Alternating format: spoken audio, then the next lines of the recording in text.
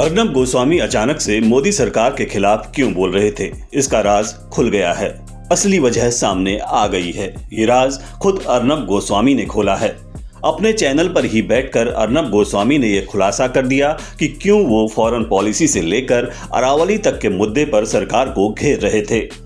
अर्नब गोस्वामी ने अपनी सफाई में कहा कि उनके स्टैंड को प्रो गवर्नमेंट या एंटी गवर्नमेंट नहीं देखना चाहिए। सच ये है कि जब तक आप कैंपेन नहीं करेंगे ये देश नहीं बदलेगा।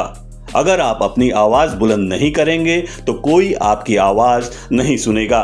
आपको पत्रकारिता करने के लिए एक मकसद चाहिए और मैं बहुत विश्वास के साथ मानता हूं कि लोगों की तरफ से स्क्रूटनी करना सबसे जरूरी है।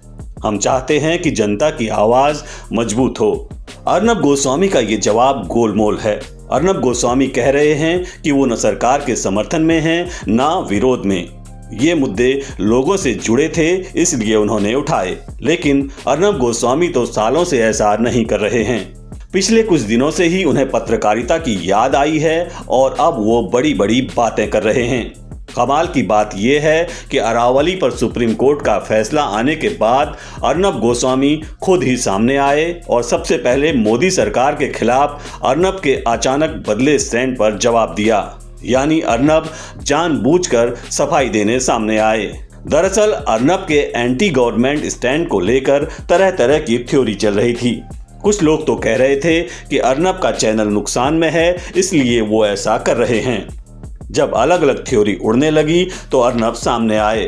अर्नब ने अरावली पर सुप्रीम कोर्ट के फैसले को लेकर कहा कि अरावली के मुद्दे पर कोई सरकार विरोधी या समर्थन वाली बात नहीं थी। इसमें तो सही और गलत का सवाल था। अर्नब ने कहा कि मुझे यही लगा कि अरावली पर कोर्ट का फैसला गलत था और इसलिए उन्होंने सवाल उठाए और जो गलत है वो गलत है।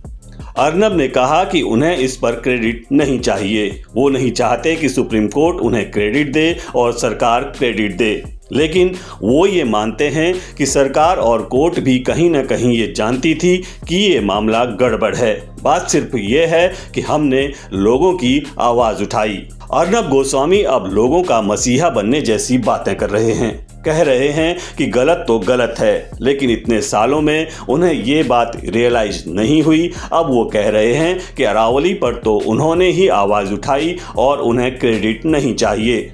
कुल मिलाकर अर्नब ने अपनी चुप्पी तो तोड़ी लेकिन वो गोलमोल जवाब दे गए। ये बात खुलकर नहीं बताई कि आखिर क्यों उन्होंने अचानक से सरकार के खिलाफ बोलने का फैसला लिया।